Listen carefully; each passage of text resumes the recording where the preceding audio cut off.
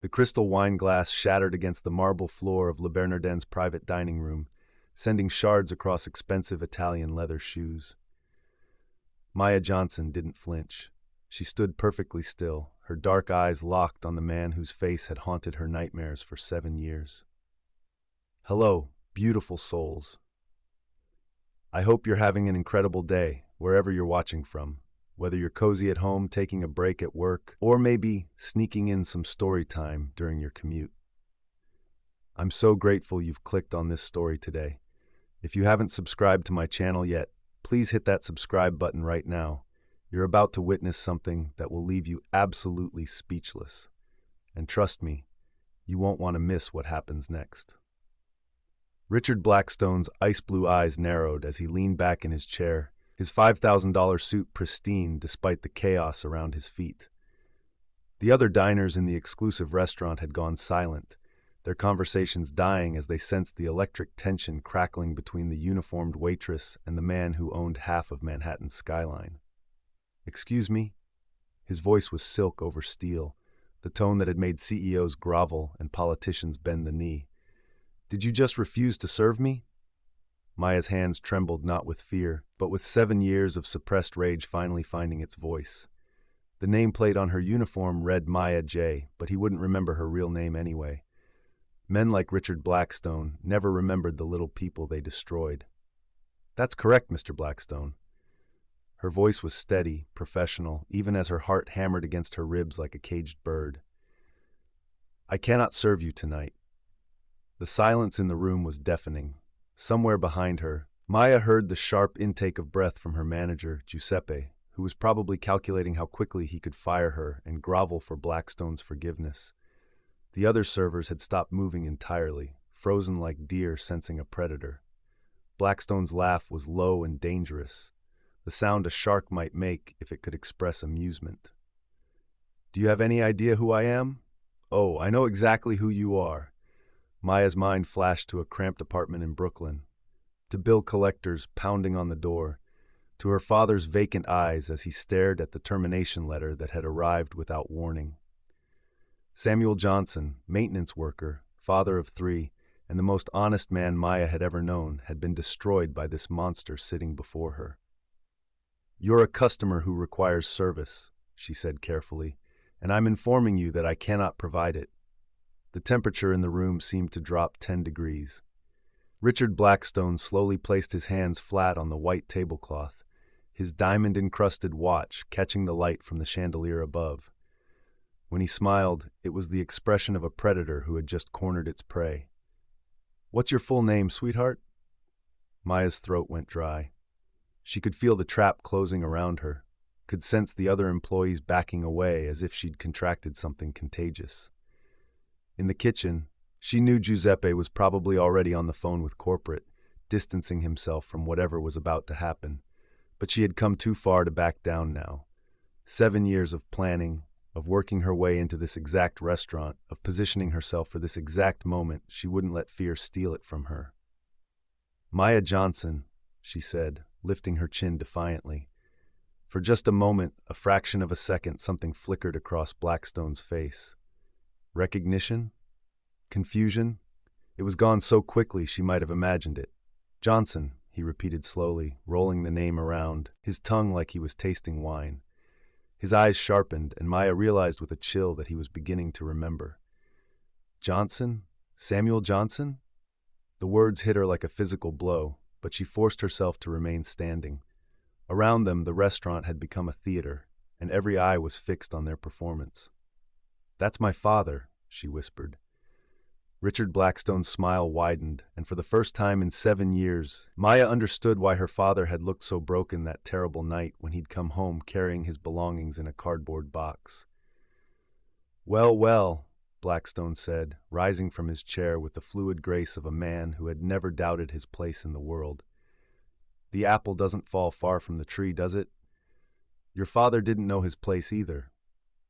But what Maya did next would change both their lives forever, and the billionaire had no idea that his worst nightmare was about to begin. What do you think Maya will do next? Have you ever had a moment where you had to choose between safety and standing up for what's right? Drop a comment below and let me know your thoughts. I read every single one. And if you're as hooked as I am to see how this unfolds, make sure you're subscribed because the next part will blow your mind. The words hung in the air like poison gas, and Maya felt something inside her chest crack open, not break, but transform. 7 years of careful control, of swallowing her pride while she worked minimum-wage jobs and watched her mother fade away from stress, crystallized into diamond-hard resolve. She had spent years preparing for this moment, but nothing could have prepared her for the actual sound of Blackstone's voice saying her father's name with such casual cruelty. "My father," Maya said slowly, her voice gaining strength with each word, "was worth 10 of you." The restaurant buzzed with whispered conversations now. Other patrons were pulling out their phones, sensing that they were witnessing something that would trend on social media within the hour. Maya could see Giuseppe in her peripheral vision, frantically gesturing for her to stop, to apologize, to save whatever was left of the situation. But Maya Johnson had been saving pieces of herself for 7 years, and she was tired of being small. Behind the bar, her friend and fellow server Elena Rodriguez watched with wide eyes.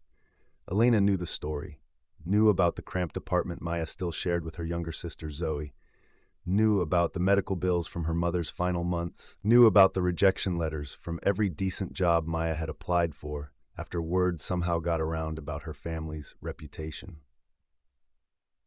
Elena also knew that Maya had a brilliant mind, trapped in circumstances that never gave her a chance to shine. While other girls her age had been in college, Maya had been working double shifts to keep food on the table. While they'd been building networks and credentials, Maya had been building walls around her heart to survive. "Elena, call security," Giuseppe hissed from behind the host station, but Elena pretended not to hear. She had seen Maya study business journals during breaks, had watched her memorize every detail about Blackstone Industries' practices and policies. This wasn't random defiance. This was something Maya had been planning for a long time. At table 7, an elderly couple named Harold and Rose Martinez watched the scene unfold with interest rather than discomfort. Harold was a retired civil rights attorney, and he recognized the look in Maya's eyes, the same fire he'd seen in countless clients who had decided they'd rather fight than survive another day in silence. "That young woman has courage," Rose whispered to her husband. "She's going to need more than courage," Harold replied grimly, looking at Blackstone's face. He'd spent 40 years fighting men like this, and he knew exactly how they operated when their authority was challenged.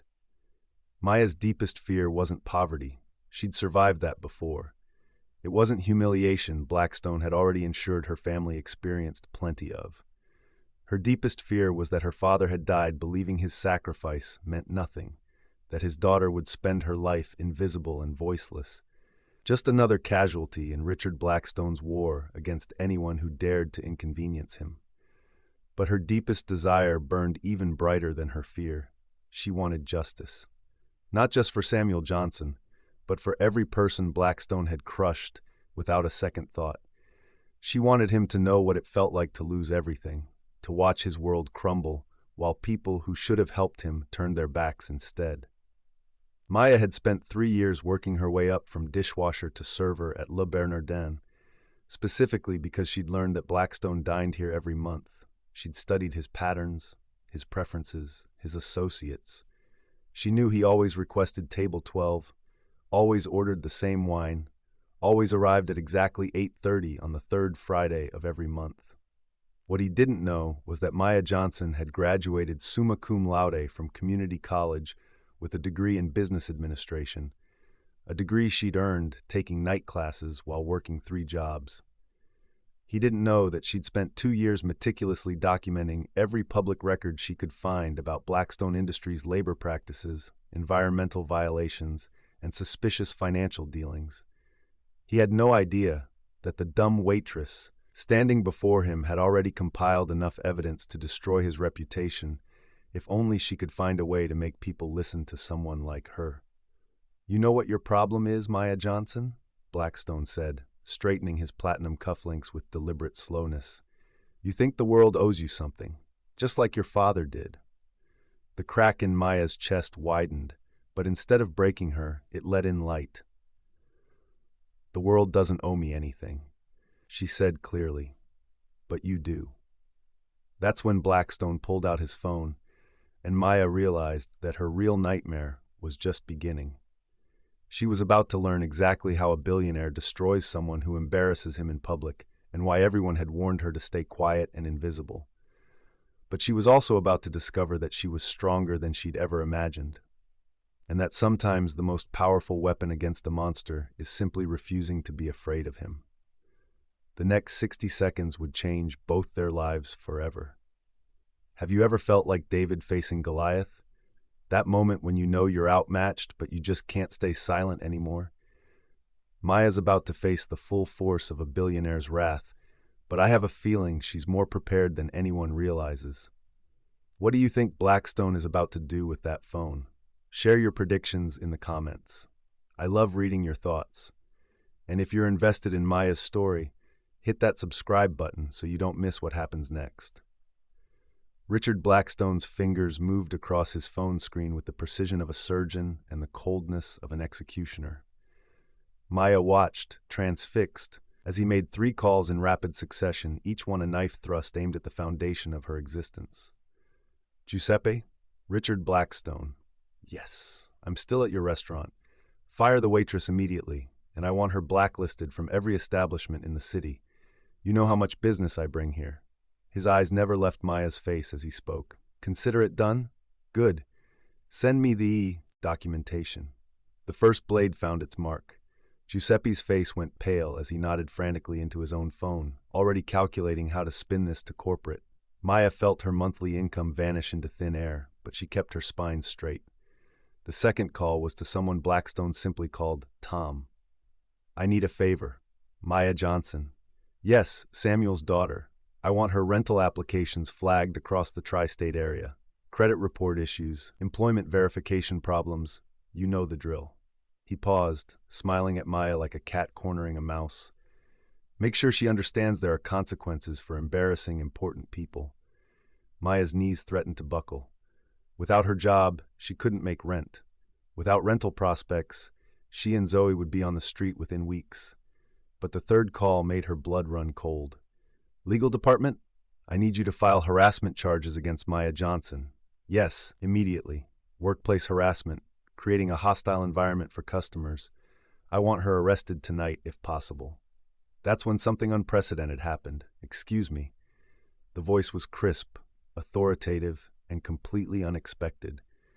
Harold Martinez had risen from table 7 and was walking toward their confrontation with the confidence of a man who had spent decades facing down bullies in courtrooms. "Harold Martinez, civil rights attorney. I couldn't help but overhear your conversation, Mr. Blackstone." Blackstone's phone snapped shut. "This is a private matter, old man." "Actually, it's not." Harold pulled out his own phone and held it up. "I've been recording this entire interaction. What I just witnessed was a textbook case of retaliation, intimidation, and abuse of power. Miss Johnson refused service, which is her legal right if she believes serving you would compromise her moral integrity. Your response has been to systematically destroy her livelihood in real time." The restaurant had gone dead silent. Even the kitchen staff had stopped working to listen. Maya stared at Harold Martinez like he was an angel who had materialized from nowhere. "You have no idea what you're interfering with," Blackstone said, his voice dropping to a dangerous whisper. "I know exactly what I'm interfering with," Harold replied calmly. "I've been fighting men like you for 40 years. Maya, don't say another word. Anything you say can and will be used against you." "Mr. Blackstone, I'm Harold Martinez of Martinez & Associates. You can direct all further communication through my office." But Blackstone wasn't finished. If anything, the lawyer's intervention seemed to enrage him further. "You want to play lawyer games? Fine." He turned back to Maya, his mask of civility completely gone now. "Your father thought he was righteous too. Thought he could blow the whistle on some safety violations at one of my construction sites. Thought people would care that some maintenance worker had concerns about corner cutting." Maya's vision blurred. She had never known the specific details of why her father was fired. Samuel had been too broken to explain, and he died of a heart attack 6 months later without ever telling her the whole truth.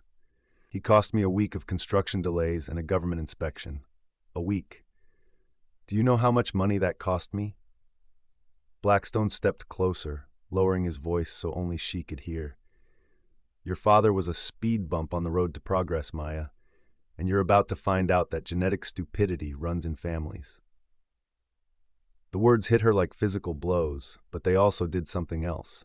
They gave her the final piece of the puzzle she'd been missing for 7 years. Safety violations, she repeated quietly.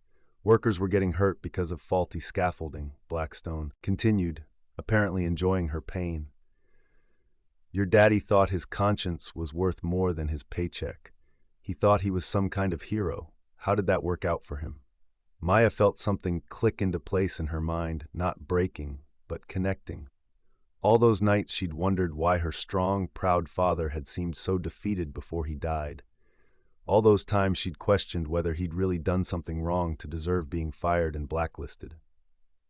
Her father hadn't just lost his job. He'd tried to save lives, and Richard Blackstone had destroyed him for it. The rage that filled her then was pure and clean and absolutely deadly. Not the hot anger of a moment, but the cold fury of someone who had just discovered their life's mission. Thank you, she said softly. Blackstone frowned. What? Thank you for telling me the truth. Maya's voice was steady now, almost peaceful. I spent 7 years wondering what my father did wrong. Now I know he didn't do anything wrong at all. He tried to protect people, and you destroyed him for it. Harold Martinez was watching her carefully, recognizing the shift in her demeanor. This young woman had just transformed from victim to warrior, and he'd seen enough courtroom battles to know the difference. Maya, he started, but she held up a hand, her eyes never leaving Blackstone's face. You made one mistake tonight, Mr. Blackstone, she said quietly. You told me why my father really died, and now I know exactly what I'm fighting for. Richard Blackstone had just handed his enemy the weapon she needed to destroy him. He'd turned a waitress with a grudge into a woman with a righteous cause, and Maya Johnson was about to show him the difference between someone who wants revenge and someone who demands justice. The war had officially begun. Oh, my goodness. Did you feel that shift? The moment Maya realized her father was actually a hero who tried to save lives? Blackstone just made the biggest mistake of his life by giving her the truth she needed. And Harold Martinez showing up like a guardian angel, I'm getting chills. What do you think Maya's next move will be? Drop your predictions below, and let's discuss this incredible turn of events. If you're as hooked as I am, smash that subscribe button because this story is about to get intense. The next 3 weeks were a masterclass in systematic destruction. Richard Blackstone wasn't just a billionaire. He was a billionaire with a vindictive streak and unlimited resources. Maya discovered exactly how thorough a powerful man could be when he decided to erase someone from existence. It started with the obvious. Giuseppe fired her before she'd even left the restaurant that night, citing unprofessional conduct and insubordination. By morning, every restaurant, hotel, and catering company in Manhattan had received a detailed email about Maya Johnson's history of workplace violence and customer harassment. But Blackstone's reach extended far beyond the service industry. Maya's landlord called on Tuesday morning. I'm sorry, Maya, but I received a call about some concerning information regarding your employment status and character references. I'm going to need you and your sister to vacate by the end of the month. By Wednesday, her bank account was frozen pending investigation of suspicious activity. By Thursday, her sister Zoe was pulled aside at her community college by an administrator who informed her that her financial aid was being reviewed due to irregularities in the family's documentation. Maya sat in Harold Martinez's law office on Friday afternoon, watching her life crumble in real time, while the elderly attorney reviewed a stack of documents with growing anger. This is unprecedented, Harold muttered, flipping through pages of legal notices, credit flags, and employment blacklist notifications. I've seen retaliation before, but this is surgical. He's dismantling your existence piece by piece. Can we stop it? Maya asked, though she already knew the answer from his expression. We can fight it, but it will take months, maybe years. And honestly, By the time we prove what he's doing, the damage will be irreversible. He knows exactly how to walk the line between legal harassment and actionable persecution. Maya stared out the window at the city that suddenly felt like a prison. 25 years old, and she was watching everything she'd worked for disappear because she dared to embarrass a rich man in public. "There has to be something," she said quietly. "There is." Harold leaned forward, his voice dropping. "But it's not legal advice I'm about to give you." That's when Maya met Daniel Cross. Daniel was Harold's nephew, an investigative journalist who worked for a small independent publication called the Justice Report. He was also, Maya quickly realized, one of the most beautiful men she'd ever seen. Not beautiful in the polished way of actors or models, but in the way that intelligence and passion made someone luminous from within. He had dark hair that perpetually looked like he'd been running his hands through it, green eyes that seemed to see through everyone's defenses, and the kind of smile that made her forget temporarily that her world was ending. "Uncle Harold told me about your situation," Daniel said, settling into the chair across from Harold's desk. "I've been investigating Blackstone Industries for 2 years. What happened to your father wasn't isolated. It's part of a pattern." Maya felt her heart skip, though she wasn't sure if it was from hope or from the way Daniel's attention made her feel like she was the only person in the room. "What kind of pattern?" Daniel pulled out a tablet and began scrolling through files. 17 workers have filed safety complaints about Blackstone construction sites in the past decade. All 17 were subsequently fired for unrelated reasons. All 17 were blacklisted from the industry. 3 of them died within 2 years of losing their jobs, 2 from heart attacks, 1 from suicide. The room went silent. Maya felt her father's ghost settle around her shoulders like a cloak. "The government investigations your father triggered, they found 12 major safety violations. Blackstone paid the fines pocket change to him, but never implemented the recommended changes. 6 months later, a scaffolding collapse at that same site put 4 workers in the hospital. 1 of them will never walk again." Maya's hands clenched into fists. "Why isn't this public knowledge?" "Because Blackstone owns pieces of major newspapers, has advertising deals that keep smaller publications quiet, and employs an army of lawyers who make whistleblowers disappear," Daniel said. "But that doesn't mean we can't expose him." Over the next hour, Daniel outlined what he'd discovered: a web of corruption, bribery, environmental violations, and worker exploitation that stretched back 20 years. The evidence was damning, but scattered across dozens of sources and buried under legal settlements with ironclad non-disclosure agreements. "I need someone on the inside," Daniel said finally. "Someone with access to internal documents, someone who understands his business practices intimately enough to know where the bodies are buried." "I was a waitress," Maya pointed out. "I don't have access to anything." "No, but you have something better," Daniel replied, his green eyes intense. "You have motivation, and you're smarter than he thinks you are. Harold showed me your academic records. You graduated magna cum laude while working 3 jobs. You understand business operations better than most MBAs." That's when Harold pulled out a folder Maya hadn't noticed before. "There's something else," the older man said carefully. "Richard Blackstone is hosting a charity gala next month. 500 of the most powerful people in New York, all gathered in one place. The theme is Building Tomorrow. Ironic, considering how many workers he's destroyed building his empire." Maya frowned. "What does that have to do with anything?" Daniel leaned forward. "The gala needs servers, high-end catering staff who can blend into the background while the rich and powerful discuss things they'd never say in public. Harold has a contact at the catering company. You want me to spy on him?" "I want you to get justice for your father," Daniel said simply. "But only if you're willing to take the risk.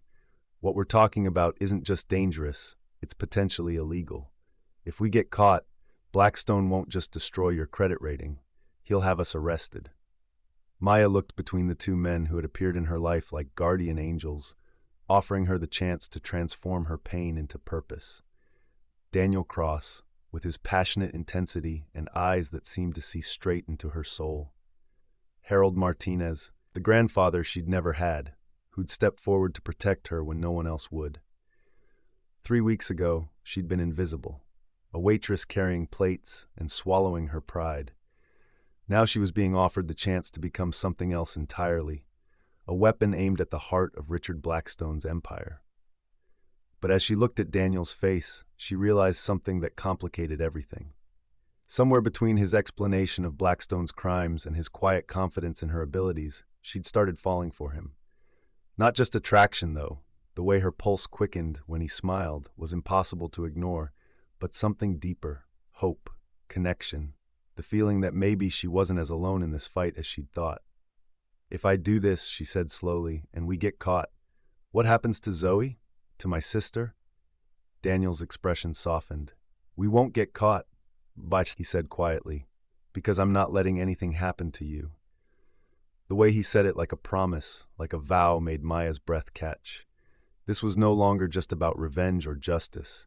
This was about finding someone who believed in her when the rest of the world wanted her to disappear. "When is the gala?" she asked. Harold and Daniel exchanged a look. 3 weeks, Harold replied. 3 weeks to plan the most dangerous mission of her life. 3 weeks to gather evidence that could topple a billionaire.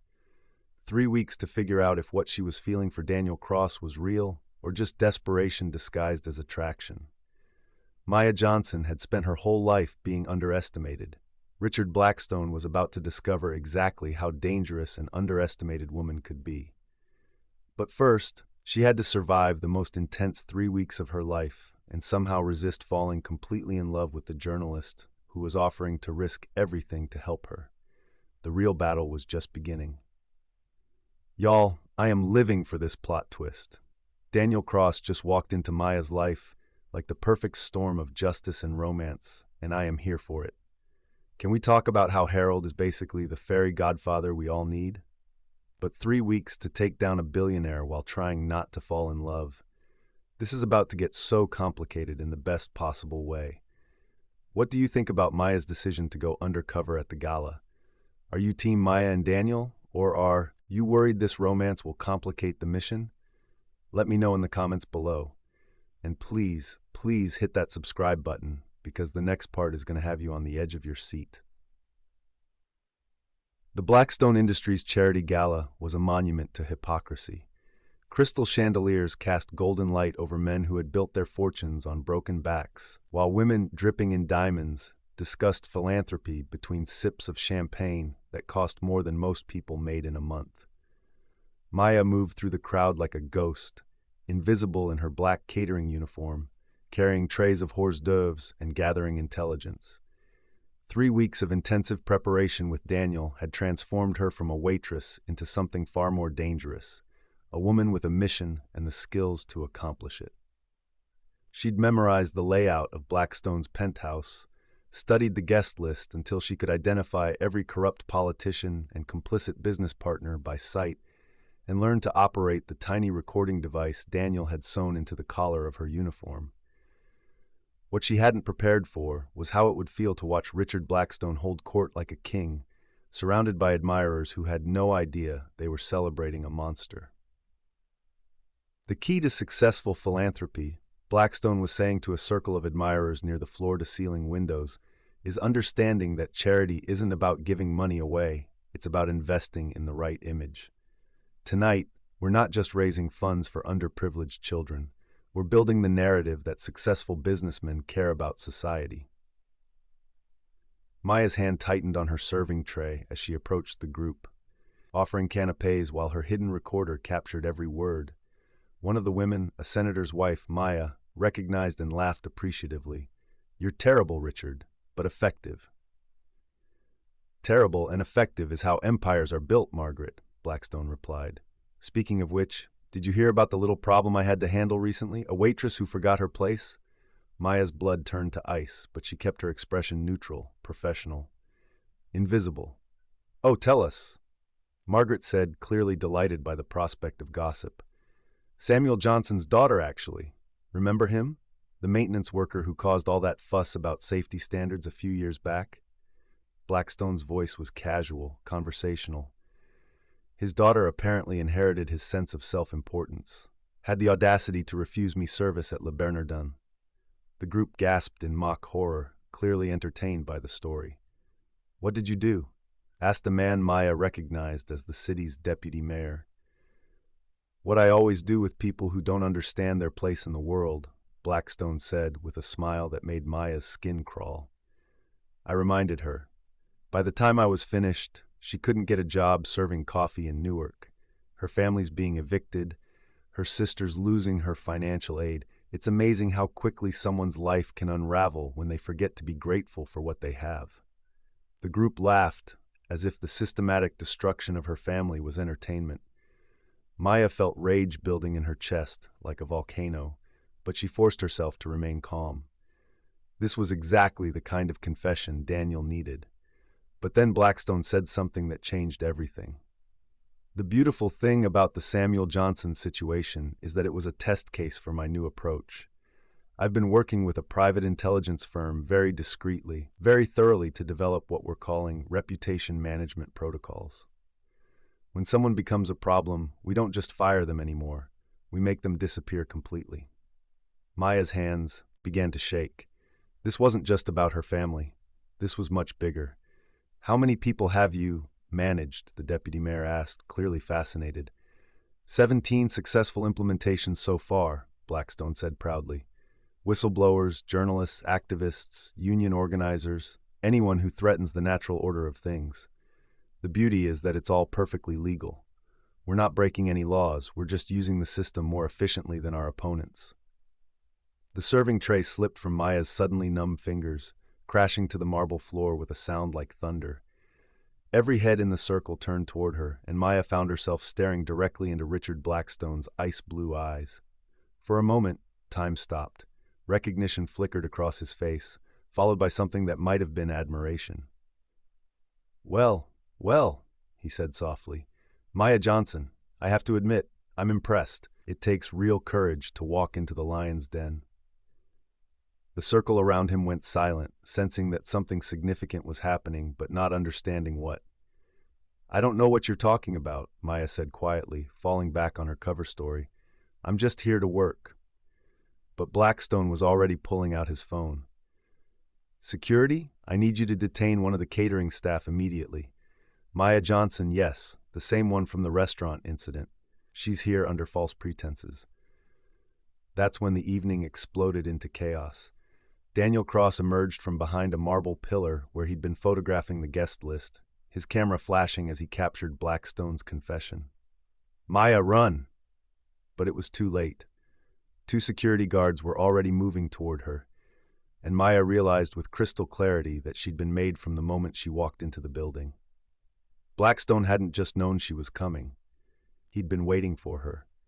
"Did you really think I wouldn't investigate everyone involved in the little scene at Le Bernardin?" Blackstone asked, his voice carrying clearly across the suddenly silent ballroom. Harold Martinez, civil rights attorney with a history of taking on corporate defendants. His nephew Daniel Cross, investigative journalist with an unhealthy interest in my business practices. And you, Maya Johnson, the grieving daughter who thinks she can bring down an empire with a hidden recorder and righteous indignation. Maya's world tilted. Everything, every plan, every careful preparation had been anticipated. They'd walked into a trap. But then Daniel did something that changed the trajectory of the entire evening. Instead of running, instead of trying to escape, he stepped forward into the center of the room and spoke in a voice that carried to every corner of the penthouse. "Ladies and gentlemen, you've just heard Richard Blackstone confess to systematically destroying the lives of 17 people who tried to expose his illegal activities. Every word has been recorded and will be broadcast tomorrow morning." The ballroom erupted. Guests began talking frantically among themselves, some heading for the exits, others pulling out their phones. Maya watched in amazement as Daniel transformed the trap Blackstone had set into a public relations nightmare. But Blackstone wasn't finished. "You think you're clever, Mr. Cross? You think recording a private conversation at a charity event will bring me down?" His laugh was genuinely amused. "I own judges, senators, and newspaper editors.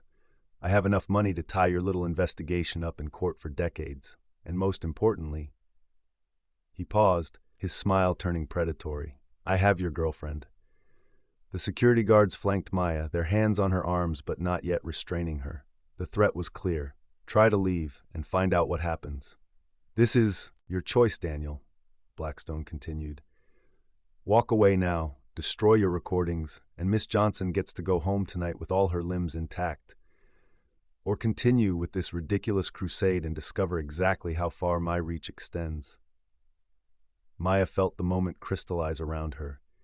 Everything they'd worked for, all the evidence they'd gathered, all the hope she'd built for justice was going to die here, in this room full of people who would never risk their own comfort to help someone like her. But then she looked at Daniel's face and saw something that made her heart skip. Not fear, not calculation, but absolute determination.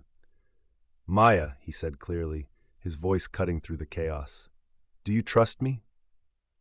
It was a strange question to ask in a room full of enemies, with security guards holding her arms and a billionaire threatening their lives. But Maya realized that she did trust him, completely, irrevocably. Somewhere in the past 3 weeks, she'd fallen in love not just with Daniel Cross the journalist, but with Daniel Cross the man who would risk everything for justice. Yes, she said simply. Daniel smiled then, and Maya saw something in his expression that made her realize they weren't trapped at all. They were exactly where they needed to be. Good, he said, because we're about to find out if a billionaire can really make 2 people disappear from a room full of witnesses with cell phones. And that's when Maya understood the real plan, the one Daniel had never told her, because he'd needed her genuine fear to make it work. Richard Blackstone had just confessed to destroying 17 lives in front of 500 of New York's most powerful people. And Daniel Cross had made sure every single one of them would remember this night for the rest of their lives. The war wasn't ending, it was just beginning. But now, they weren't fighting alone. Wait! Hold up! Did Daniel just play 4D chess with a billionaire? The way Maya said yes when he asked if she trusted him, I literally got chills. And now we know Blackstone has systematically destroyed 17 people, not just Maya's father. This man is a straight-up serial destroyer of lives. But something tells me Daniel Cross had an ace up his sleeve this whole time. What do you think his real plan was? How do you think they're going to get out of this? Drop your theories in the comments because I am dying to know what you're thinking. And if your heart is racing like mine, you better hit that subscribe button because this story is about to reach levels of epicness that will leave you shook. The live stream had 17 million viewers and climbing. Maya watched in stunned horror as Daniel's ace up his sleeve unraveled in real time.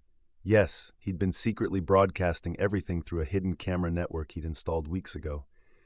Yes, the entire world was now watching Richard Blackstone threaten them in a room full of New York's elite. And yes, Blackstone confession was trending worldwide. But Richard Blackstone hadn't survived 40 years in cutthroat business by being unprepared for public relations disasters. Ladies and gentlemen, Blackstone announced calmly to the room, his voice cutting through the chaos with practiced authority. I'm afraid we're witnessing an elaborate hoax. Miss Johnson and Mr. Cross have staged this entire incident using deepfake technology and hired actors.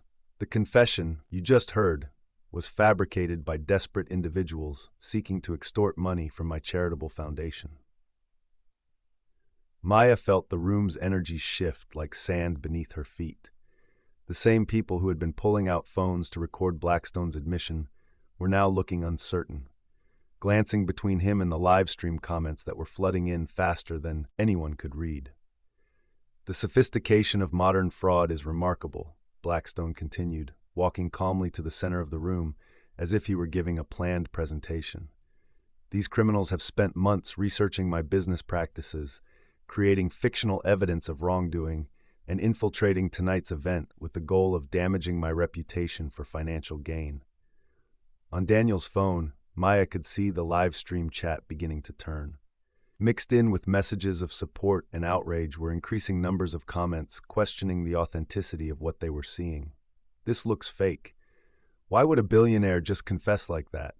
Seems staged for clicks. Daniel, Maya whispered urgently. They're not believing it. But Daniel's face had gone pale for a different reason. He was staring at his phone, and Maya realized with growing horror that the live stream was glitching. The feed was cutting in and out, pixelating, and finally went completely black. Technical difficulties? Blackstone asked with mock sympathy. How unfortunate, though not surprising, given that whoever arranged this hoax probably used cheap equipment. Maya felt the walls closing in around her. The security guards' grips on her arms tightened, and she realized that without the live stream, they were no longer performing for an audience. They were at Blackstone's mercy in a room full of people who had far more to lose by helping them than by staying silent. "Harold," Daniel said urgently into his phone. "Harold, we need backup, now." But Maya could hear the dial tone from where she stood. Harold Martinez wasn't answering. That's when Blackstone delivered the killing blow. "I'm afraid Mr. Martinez won't be joining us tonight," he said conversationally.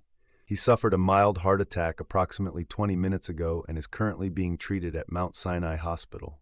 Nothing life-threatening, of course, just the kind of stress-related incident that affects men his age when they become involved in situations beyond their capabilities." Maya felt the blood drain from her face. "You didn't." "I didn't do anything," Blackstone said innocently, "though I did happen to mention to Mr. Martinez's cardiologist that he seemed to be under unusual strain lately. Dr. Peterson was very concerned and insisted Harold come in immediately for observation. Preventive medicine is so important at his age." The message was crystal clear. Cross Richard Blackstone, and everyone you care about becomes a target. Daniel's jaw clenched, but Maya could see the defeat creeping into his eyes. Without Harold's legal protection, without the live stream evidence, without any backup plan, they were completely exposed. "Now then," Blackstone said, checking his watch with casual indifference, "we have a choice to make. Mr. Cross, you can walk out of here tonight, delete your little recording, and never write about Blackstone Industries again. In exchange, Miss Johnson gets to go home safely, your uncle gets the best cardiac care money can buy, and everyone pretends this unfortunate misunderstanding never happened." Maya watched Daniel's face crumble as he realized the impossible position they were in. Everything they'd worked for, all the evidence they'd gathered, all the hope they'd built for justice was going to die here tonight, because Blackstone held all the cards. "Or," Blackstone continued, "you can continue with this crusade and discover that there are fates worse than public humiliation. Maya's sister Zoe, for instance, is such a bright girl. It would be terrible if her college were to receive evidence of academic fraud, or if she were to have an unfortunate accident walking home alone at night." "Don't you dare," Daniel said, his voice barely controlled. "Then we understand each other." Blackstone smiled like a shark sensing blood in the water. "You have 60 seconds to decide." Maya looked around the room at 500 of New York's most powerful people, politicians, business leaders, celebrities, philanthropists, and realized that not one of them was going to help. They were all complicit in the system that kept men like Blackstone untouchable, and their silence was their participation. The recording device in her collar felt like it weighed 1,000 pounds. All that evidence, all that proof of Blackstone's crimes, and it was worthless because he controlled the narrative, controlled the courts, controlled everything. "I'm sorry," Daniel whispered to her, and Maya saw tears in his eyes. "Maya, I'm so sorry. I thought we could win." That's when Maya realized the cruelest truth of all. She was in love with Daniel Cross. Somewhere between his passionate explanation of Blackstone's crimes and his quiet promise to protect her, she'd fallen completely, irrevocably in love with him. And now she was going to watch that love be destroyed because they dared to believe that justice was possible for people like them. "It's okay," she said softly, though her heart was breaking. "You tried. We both tried." But as Daniel raised his hands in surrender, as Blackstone's smile widened in victory, as the security guards prepared to escort them out of the building and into whatever nightmare Blackstone had planned for them, Maya heard something that changed everything. The sound of sirens, multiple sirens, getting louder by the second. Blackstone frowned, moving toward the windows that overlooked the street below. What he saw there made his face go white. "That's impossible," he breathed. Maya followed his gaze and felt her heart leap into her throat. The street below was flooded with police cars, FBI vehicles, news vans, and hundreds of protesters carrying signs with her father's name and photographs of the 17 workers Blackstone had destroyed. The live stream hadn't failed at all. It had been recorded, copied, and spread across every social media platform faster than Blackstone's people could contain it. And while he'd been gloating over their apparent defeat, the entire world had been mobilizing. But the real shock came when the elevator doors opened and Harold Martinez walked out, accompanied by 3 FBI agents and looking very much alive and unharmed. "Harold," Daniel gasped. "The heart attack was remarkably brief," Harold said dryly. "Turns out it was just indigestion from a bad shrimp. But it did give me time to coordinate with some federal friends who've been building a case against Mr. Blackstone for quite some time." Maya watched Richard Blackstone's empire begin to crumble in real time as the FBI agents produced their badges and began reading him his rights. But even as victory seemed within reach, Maya knew this was only the beginning of an even more dangerous phase. Men like Blackstone didn't go quietly, and they certainly didn't go down without taking everyone they could with them. The real battle was just beginning. "I cannot even right now." The emotional roller coaster I just went through thinking Harold had a heart attack, watching Daniel have to choose between justice and Maya's safety, seeing Blackstone think he'd won only to have it all turn around in the most epic way possible. But y'all, something tells me Blackstone isn't going down without a fight. What do you think his next move will be? How do you think Maya and Daniel's relationship will survive this intensity? Share your thoughts in the comments because I am living for your reactions. And if you're as invested in this story as I am, please hit that subscribe button because we are heading into the final act and it's about to get wild. The FBI arrest lasted exactly 47 minutes. Maya stood in Harold's law office at 3 a.m., watching news footage of Richard Blackstone walking out of federal custody with his team of lawyers, looking as composed and untouchable as ever. The charges of conspiracy, racketeering, witness intimidation had been dismissed on technicalities that Harold's grim expression suggested weren't technicalities at all. "How?" Daniel asked, his voice hoarse from hours of giving statements to federal agents. "We had him dead to rights. 17 victims, recorded confessions, documented evidence. Money," Harold said simply. "More money than any of us comprehended. Blackstone didn't just buy silence, he bought judges, prosecutors, and federal investigators. The FBI agents who arrested him tonight, half of them received transfer orders during the booking process." Maya sank into a chair, feeling the weight of defeat settle over her like a burial shroud. For 6 hours, she'd believed that justice was possible. For 6 hours, she'd watched the world rally around her father's story and the 17 other victims Blackstone had destroyed. For 6 hours, she dared to hope that the system could work for people like her. "It gets worse," Harold continued, turning his laptop around so they could see the screen. "Look at the narrative that's building online." Maya's heart sank as she read the trending headlines. "Billionaire victim of elaborate hoax. Failed waitress and radical journalist attempt multi-million-dollar extortion. FBI apologizes for premature action based on fabricated evidence." The live stream that had reached 17 million viewers? Blackstone's media team had flooded social platforms with expert analysis, proving the audio was deepfaked. The spontaneous protests, astroturfed by paid agitators seeking to destabilize legitimate business. Maya's father's death and the 17 other workers, tragic coincidences exploited by opportunistic criminals. "He's not just beating the charges," Maya realized with growing horror. "He's making us the villains." "Worse than that," Daniel said, scrolling through his phone with increasing agitation. "He's making us famous for all the wrong reasons. Look at this." Maya's photograph was everywhere, not the professional headshot from her college graduation, but a blurry security camera image that made her look angry and unhinged. The caption read, "Maya Johnson, 25, unemployed waitress with history of workplace violence, led conspiracy to defraud charitable foundation. My phone hasn't stopped ringing." Daniel continued. "Every news outlet in the country wants to interview the radical journalist who fabricated evidence against an innocent philanthropist. The Justice Report fired me an hour ago to distance themselves from this scandal." Maya felt something breaking inside her chest, not her heart, but her hope. Everything they'd fought for, everything her father had died trying to protect, was being twisted into a weapon against them. But then Harold's phone rang, and everything changed again. "Hello, Rose," Harold answered, putting the call on speaker. "I know it's late, but Harold, dear, you need to turn on Channel 7 immediately." Rose Martinez's voice was trembling with excitement. "Right now." Maya, Daniel, and Harold crowded around the small television in the corner of the office as Harold fumbled with the remote. What they saw on the screen made Maya's breath catch in her throat.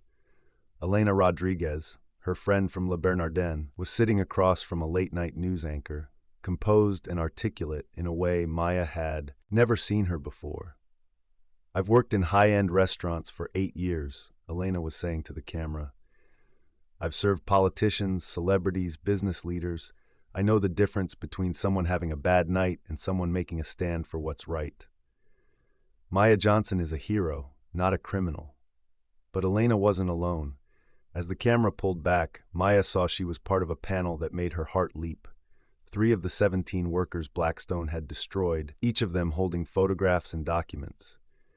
"My name is Patricia Williams," said a woman in her 50s, her voice steady despite the tears on her cheeks. "7 years ago, I reported safety violations at a Blackstone construction site.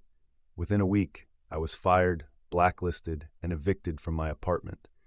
My son lost his college scholarship because I couldn't prove employment. Richard Blackstone destroyed my family because I tried to save lives." The third panel member was a man Maya recognized from Daniel's research. James Chen, the former Blackstone accountant who'd tried to expose environmental violations. "They made me disappear from the financial industry entirely," James said quietly. "No bank, no accounting firm, no consulting company would hire me. They told me I was unreliable and had integrity issues. I lost my house, my marriage, my career, all because I wouldn't falsify reports about toxic waste disposal." Maya watched in amazement as the news anchor, clearly moved by their stories, turned to the camera with obvious emotion. "These are just 3 of the 17 people Maya Johnson and Daniel Cross were trying to help. People whose lives were systematically destroyed by a man with unlimited resources and no conscience. Tonight, they're finding their voices again." Harold muted the television as the program went to commercial, and the room fell silent. "How?" Maya whispered. "How did they find each other? How did they get on television?" Harold's phone buzzed with a text message. He read it, smiled, and handed it to Maya. The live stream didn't just reach 17 million viewers. It reached 17 viewers. The people Richard Blackstone thought he'd silenced forever. They've been waiting 7 years for someone brave enough to go first. Maya felt something shifting inside her chest, not hope, exactly, but something stronger. Recognition. Understanding. For the first time since her father's death, she wasn't fighting alone. "Daniel," she said quietly, turning to face the man who'd risked everything to help her. "I need to ask you something, and I need you to be completely honest." "Anything," he said immediately. "When you decided to help me, was it because you cared about the story, or because you cared about me?"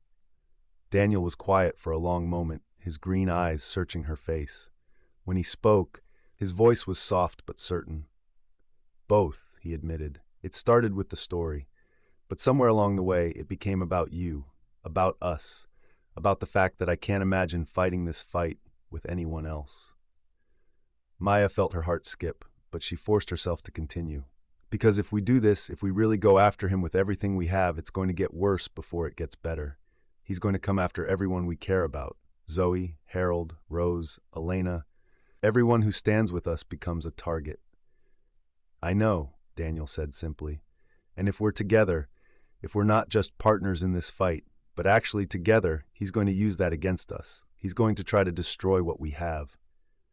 Daniel stepped closer, close enough that Maya could see the flecks of gold in his green eyes. "Maya," he said quietly, "I've been in love with you since the moment you refused to back that down in that restaurant, since the moment you chose justice over safety. If Richard Blackstone wants to come after what we have, he's going to discover that some things are worth fighting for." Maya felt tears threatening, but they weren't tears of sadness. They were tears of recognition, of finally finding someone who understood that love wasn't just about being together, it was about standing together. Then we fight, she said simply. Together? As if summoned by their declaration, Harold's phone rang again. This time, it was a conference call with Patricia Williams, James Chen, Elena Rodriguez, and 7 other voices Maya didn't recognize. Maya? Daniel? Patricia's voice was strong and clear. We've been talking, all of us, the 17 people Blackstone tried to erase. We're not staying silent anymore, but we need to know, are you ready to lead a war? Maya looked at Daniel, at Harold, at the television screen, still showing images of the protests that had erupted worldwide after their live stream. She thought about her father, about Zoe, about every person who'd been told to stay quiet and accept their place in Richard Blackstone's world. Yes, she said into the phone, we're ready. What Richard Blackstone had meant as a final victory, turning Maya and Daniel into pariahs, had instead awakened something he'd spent decades trying to suppress. The voices of everyone he'd wronged, united and ready to fight back. The real war was about to begin. But this time, they had an army. Oh, my heart. Daniel saying he's been in love with Maya since she refused to back down at the restaurant. I am done. And the 17 people Blackstone thought he'd silenced forever are all coming together? This is giving me chills in the best possible way. Maya went from being completely alone to leading a movement, and she's got the man of her dreams fighting beside her. But something tells me Blackstone isn't going to take this lying down. What do you think his next move will be when he realizes he's not just fighting 2 people anymore, but 17 victims who are ready to tell their stories? Drop your predictions below, and let's talk about this incredible turn of events. If you're as invested as I am, please smash that subscribe button because the final showdown is coming and it's going to be epic. The war lasted exactly 96 days. Richard Blackstone's first mistake was underestimating the power of 17 people who had nothing left to lose. His second mistake was believing that money could silence the internet once it had decided to pay attention. His third and final mistake was thinking that Maya Johnson would break under pressure. Instead, she became something far more dangerous, a symbol. The movement started with Patricia Williams' television appearance, but it exploded when Elena Rodriguez posted a single photograph on social media. Maya's father, Samuel Johnson, wearing his construction hard hat and smiling at the camera during what would be his last week of work. The caption was simple, "This is the face of a hero. He died trying to save lives. Share if you believe heroes deserve justice." Within 24 hours, the photograph had been shared 2.3 million times. Within 48 hours, Justice for Samuel was trending in 37 countries. Within 72 hours, Richard Blackstone's carefully constructed media narrative began to crumble as investigative journalists from around the world descended on the story like sharks sensing blood. Maya watched the dominoes fall from the makeshift headquarters Daniel had set up in Harold's law office. The walls were covered with photographs, documents, timelines, and a growing map that connected Blackstone Industries to corruption scandals across 3 decades. But the most powerful weapon they had wasn't evidence, it was stories. James Chen's account of being forced to falsify environmental reports led to a congressional investigation that uncovered 26 illegal waste dumping sites. Patricia Williams' testimony about safety violations prompted OSHA raids on 43 Blackstone construction projects, resulting in immediate shutdowns and criminal charges. Elena Rodriguez's recordings of wealthy patrons casually discussing Blackstone's reputation management techniques sparked a federal investigation into witness intimidation and organized crime connections. But it was Maya's story of the quiet waitress who'd said no to a billionaire that captured the world's imagination. "You've become something bigger than yourself," Daniel told her on day 67, as they reviewed legal documents in preparation for the federal grand jury testimony. "People see you as proof that one person can make a difference." Maya looked up from the witness statement she was reviewing and found Daniel watching her with an expression that made her heart skip. 96 days of working 18-hour days, of coordinating with lawyers and journalists and federal investigators, of managing death threats and media interviews and congressional subpoenas, and somehow he still looked at her like she was the most amazing thing he'd ever seen. "I didn't do this alone," she said softly. No, but you did it first. That's what courage is first when you don't know if anyone will follow. Their relationship had deepened during the chaos in ways Maya hadn't expected. There was something profound about fighting side by side with someone, about trusting them with your life and your cause and your heart simultaneously. Daniel had proven himself not just as a journalist, but as a partner in every sense of the word. The romantic moments were stolen between crises. A kiss in Harold's office at 3 a.m. while they waited for FBI agents to call back, holding hands during particularly brutal cross-examinations, the way Daniel would bring her coffee exactly how she liked it, even when the world was falling apart around them. Maya, Daniel said now, setting down his own papers and moving to sit beside her. There's something I need to tell you before tomorrow's testimony. Tomorrow was Maya's big day before the federal grand jury that would determine whether Richard Blackstone faced criminal charges. Despite everything they'd accomplished, despite the mountain of evidence and the dozens of witnesses, Blackstone's legal team had managed to delay and deflect most of the serious accusations. Whatever happens tomorrow, Daniel continued, whatever the grand jury decides, I want you to know that you've already won. You've given 17 people their voices back. You've exposed decades of corruption. You've proven that the system can work when people refuse to accept injustice. Maya felt tears threatening. But what if it's not enough? What if he walks away from this too? Daniel cupped her face gently, his thumbs brushing away tears she hadn't realized were falling. Then we keep fighting, together, for as long as it takes. Maya was about to respond when Harold's phone rang with the tone they'd all learned to dread, the emergency line reserved for crisis updates. Maya, Harold said after answering, his face grave. We have a problem. The problem was bigger than they'd imagined.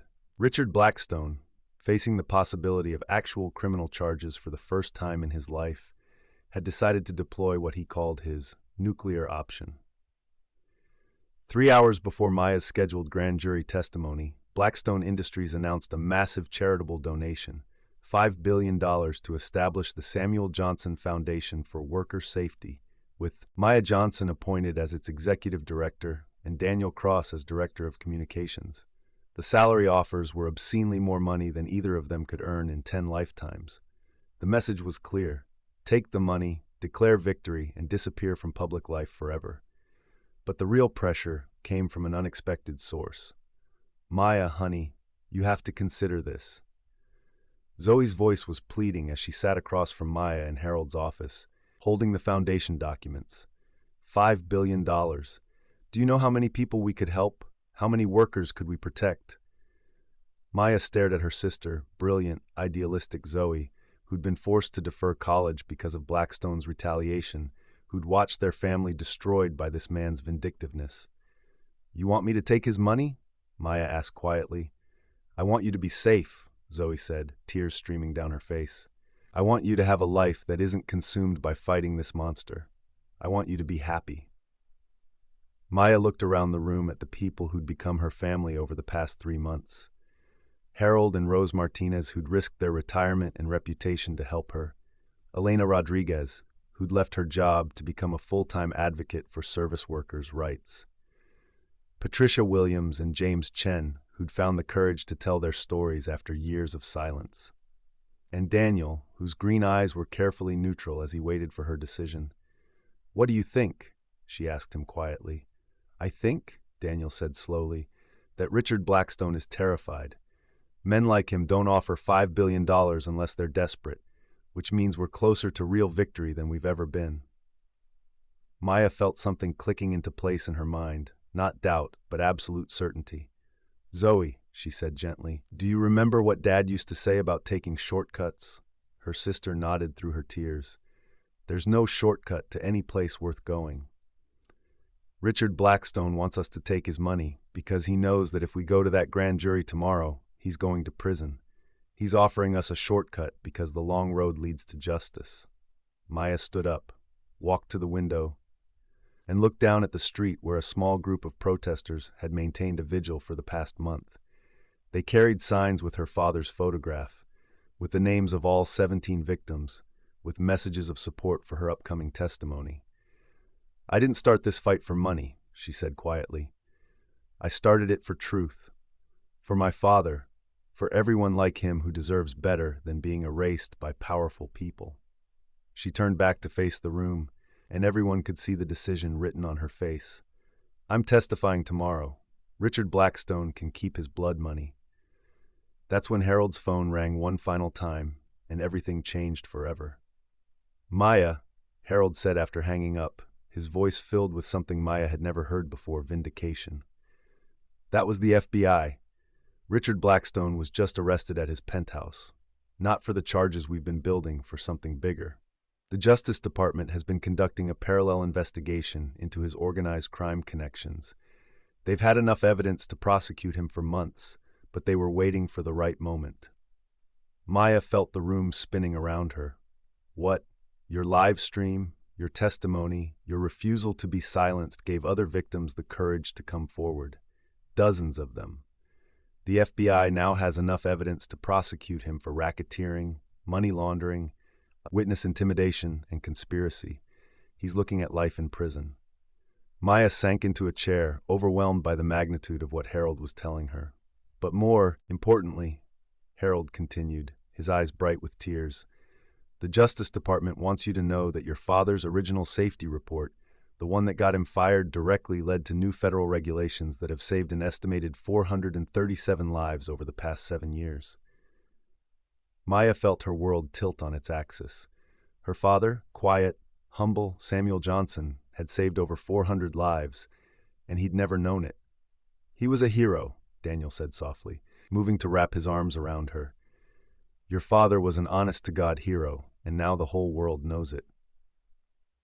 Maya buried her face in Daniel's shoulder and wept, not from sadness, but from the overwhelming relief of finally seeing justice done. Richard Blackstone's empire was crumbling, not because of her vendetta, but because the truth always finds a way to surface.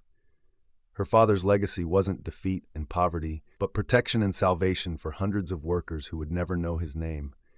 And Maya Johnson, the waitress, daughter, fighter, had become something she'd never expected. The voice for everyone who'd been told to stay silent. The war was over, and they had won. I am sobbing happy tears right now. Samuel Johnson saved 437 lives and never knew it. Maya chose justice over $5 billion because she knew her father didn't raise her to take shortcuts. And Blackstone is finally going to prison where he belongs. But can we talk about Daniel saying, "There's no shortcut to any place worth going," and Maya choosing truth over blood money? This is what real love looks like, supporting each other's integrity even when it costs everything. I need to know what you're thinking right now. Are you as emotional as I am? Did you see this coming? Share your thoughts in the comments, because we're almost at the end and I can barely handle how perfect this is. Subscribe if you haven't already, because the conclusion is going to leave you with all the feels. 1 year later, Maya Johnson stood in the marble lobby of the newly constructed Samuel Johnson Center for Worker Safety, watching her father's name being etched in gold letters above the entrance. But this wasn't Richard Blackstone's Guilt Money Foundation. This was something real, something earned, something that would last. The center had been funded by the largest whistleblower settlement in U.S. history, $2.8 billion from the dismantled Blackstone Industries empire, awarded to the 17 victims and their families. Maya had insisted that every penny go toward creating lasting change rather than personal enrichment, and she'd convinced the others to follow her lead. "Nervous?" Daniel asked, approaching her with 2 cups of coffee and that smile that still made her heart skip after all this time. "Terrified," Maya admitted, accepting the coffee and leaning into his warmth. "Speaking to a room full of labor leaders and federal officials? That's scarier than facing down a billionaire." Daniel laughed, the sound echoing beautifully in the soaring space. "The woman who brought down Richard Blackstone is afraid of a dedication ceremony?" Maya looked around at what they'd built together. The center wasn't just a building. It was a living monument to the power of ordinary people refusing to accept injustice. The first floor housed a legal aid clinic offering free representation to workers fighting unsafe conditions. The second floor contained research facilities developing new safety technologies. The third floor was dedicated to education and advocacy training, but Maya's favorite part was the memorial wall on the fourth floor, where photographs and stories honored workers who died fighting for safety reforms. Samuel Johnson's picture held a place of honor, surrounded by the faces of hundreds of other heroes, whose names would never be forgotten. Maya! Elena's voice rang out across the lobby as she approached Patricia Williams and James Chen, all of them dressed in their finest clothes for today's ceremony. Are you ready for this? Maya looked at her chosen family, the people who'd stood with her when standing meant risking everything, and felt a profound sense of gratitude wash over her. Elena had used her settlement money to open a restaurant workers' advocacy organization. Patricia had returned to construction work as a safety inspector with federal authority to shut down dangerous sites. James had founded a nonprofit dedicated to environmental whistleblower protection. Each of them had transformed their pain into purpose, their survival into service. I can't believe we're actually here, Patricia said, her voice filled with wonder as she looked around the center. A year ago, we were all broken, silenced, forgotten. Now we're proof that the system can work when enough people demand justice, James finished. The dedication ceremony was unlike anything Maya could have imagined. The Secretary of Labor spoke about the Samuel Johnson Act, the comprehensive worker safety legislation that had passed Congress with unprecedented bipartisan support. The Attorney General announced that the Blackstone prosecution had led to the largest organized crime takedown in federal history, with 43 additional arrests and convictions. But the moment that broke Maya's heart open was when Zoe took the podium. Her sister had completed her college degree with help from the settlement funds and was now in law school, specializing in workers' rights advocacy. But more than that, she'd grown into a confident, passionate advocate in her own right. My sister Maya taught me that courage isn't the absence of fear, Zoe said, her voice carrying clearly through the packed auditorium. It's doing what's right, even when you're terrified. Our father, Samuel Johnson, had that kind of courage. He spoke up knowing it might cost him everything, because he couldn't live with staying silent while people got hurt. Maya felt Daniel's hand slip into hers as Zoe continued. Maya had that same courage when she refused to serve the man who destroyed our family. But what I've learned this year is that courage is contagious. When one person stands up, it gives others permission to stand up too. Maya didn't just avenge our father, she gave voice to everyone who thought they had to suffer in silence. The applause was thunderous, but Maya barely heard it. She was thinking about her father, wishing desperately that he could be here to see what his sacrifice had accomplished. After the ceremony, as the crowds dispersed and the sun set behind the Manhattan skyline, Maya found herself alone on the center's rooftop garden with Daniel. The space was designed as a quiet retreat for workers dealing with trauma and stress, filled with plants and comfortable seating areas. "Penny for your thoughts," Daniel said, settling beside her on a bench overlooking the city. "I keep thinking about what would have happened if I'd just served him his dinner that night." Maya said quietly, "If I'd stayed invisible, stayed safe." Daniel was quiet for a moment, considering her words. "But you didn't," he said finally. "And that's what matters. You chose to be brave when it counted." Maya turned to face him, studying the man who'd become her partner in every possible way. Over the past year, their relationship had deepened into something unshakable. They'd weathered death threats, media scrutiny, legal battles, and the intense pressure of building a movement together. Through it all, Daniel had been her anchor, her co-conspirator, and her greatest source of strength. "I have something to tell you," Daniel said, and Maya noticed he seemed nervous in a way that was completely unlike him. "What is it?" Instead of answering, Daniel slid off the bench and onto one knee, pulling a small velvet box from his jacket pocket. Maya's breath caught in her throat. "Maya Johnson," Daniel said, his voice steady despite the tears in his eyes, "you are the bravest, most incredible woman I've ever known. You've changed my life, changed the world, and changed what I thought was possible when people fight for what's right. I love your courage, your compassion, your refusal to accept injustice. I love the way you make me want to be better, braver, more worthy of standing beside you." He opened the box, revealing a simple, elegant ring with a single diamond that caught the city lights like a captured star. "Will you marry me?" Maya felt time stop around them. A year ago, she'd been a waitress with no future, no hope, no voice. Now she was a leader, an advocate, a woman who'd proven that one person really could change the world. But more than that, she was someone who'd found a love worth fighting for. "Yes," she whispered, then louder, laughing through her tears. "Yes, yes, absolutely yes." Daniel slipped the ring onto her finger with shaking hands, then stood to kiss her as the city sparkled below them. Maya felt her heart soar with the knowledge that she'd found not just justice, but joy. Not just victory, but love. Not just a cause, but a life worth living. 6 months later, they were married in the same rooftop garden, surrounded by their chosen family and 400 guests whose lives had been touched by their fight for justice.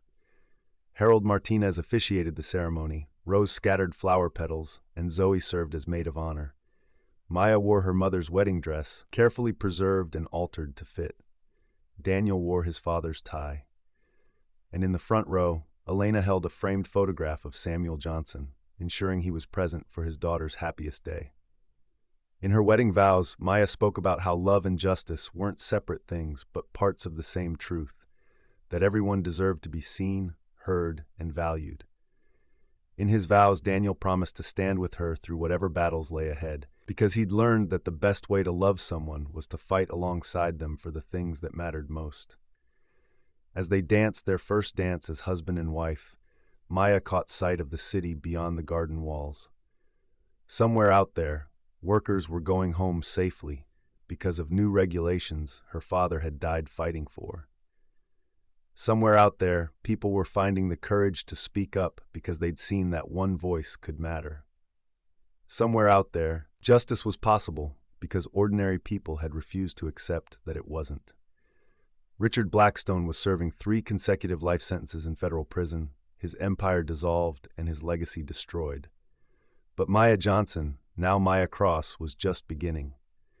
She and Daniel had announced their next project at the wedding reception, a national foundation dedicated to supporting whistleblowers and worker advocates. The Samuel Johnson Foundation would provide legal support, financial assistance, and protection for anyone brave enough to speak truth to power. As they swayed together under the stars, Daniel whispered in her ear, "What do you think your father would say if he could see you now?" Maya smiled, thinking of the quiet man who'd raised her to believe that doing right was more important than doing easy. "I think he'd say mission accomplished," she whispered back. But Maya Johnson Cross was far from finished.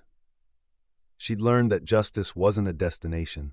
It was a journey that required constant vigilance, endless courage, and the willingness to stand up every time someone tried to silence those who couldn't protect themselves. She'd started as a waitress who said no to a billionaire. She'd become a voice for the voiceless, a champion for the powerless, and proof that one person really could change the world. And her story was just beginning. I am sobbing happy tears. From waitress to warrior to wife to the head of a national foundation changing the world. Maya's transformation has been absolutely incredible to witness. The fact that Samuel Johnson's name is literally carved in gold above a center that will protect workers forever. That Maya chose love and justice and got both. That Richard Blackstone is rotting in prison while Maya is building a legacy that will last generations. This story has everything: romance, justice, redemption, and the most satisfying ending ever. Maya proved that ordinary people can do extraordinary things when they refuse to stay silent. Her father saved 437 lives he never knew about, and Maya saved countless more by giving voice to everyone who thought they had to suffer alone. What was your favorite moment? The proposal scene on the rooftop? Maya turning down $5 billion? The moment she realized her father was actually a hero? I need to know what hit you right in the feels. Please drop a comment and tell me what you thought of Maya and Daniel's incredible journey. If this story inspired you, moved you, or made you believe that justice is possible, hit that like button and subscribe, because I pour my heart into every story and your support means everything to me. Remember, be like Maya Johnson. Speak up. Stand up. Never let anyone convince you that your voice doesn't matter. You have more power than you think. Until next time, keep believing in justice, keep fighting for what's right, and never forget that sometimes the most powerful thing you can do is simply refuse to stay silent. Love you all.